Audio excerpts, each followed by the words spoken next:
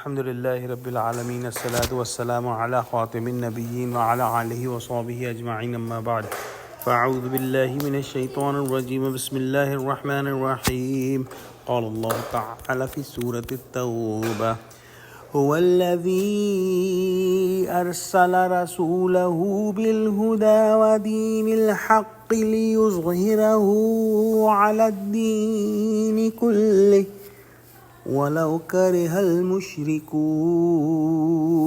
Translation: That is He who has sent His messenger with guidance and religion of truth to make it prevail over all religion, although the polytheist mushrik dislike it. Since Prophet Muhammad sallallahu alaihi wasallam's time, in every era, Islam has been a prominent and most logical and most realistic religion. And Allah subhanahu wa ta'ala has made Islam the most dominant religion in the world. Whenever Muslims followed the principles of Islam 100%, whenever they had the perfect iman and taqwa, and they were steadfast in the struggle in the path of Allah, the jihad fi sabilillah, and whenever in the future Muslims will attain these qualities, Islam will again become the most dominant religion in terms of the governments and in terms of the politics of the world. Unfortunately, in today's time, Muslims are in vast number, but they lack the qualities that will be needed to make Islam the most dominant religion of the world.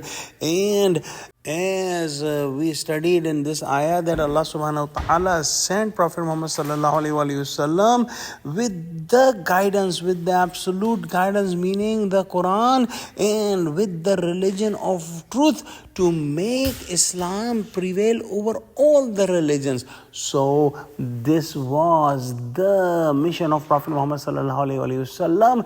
And being Muslims, we believe that what mentioned in Quran is absolutely the truth. So if we don't see that Islam is prevailing over all the religions, we believe that this will happen in the future, and it will happen when the Muslims will attain the qualities, meaning the perfect iman and taqwa, and they will follow all the commandments of Islam, and they will steadfast in the path of Allah, in the struggle in jihad fi sabilillah, will be dominant and prevailing religion over all the religions.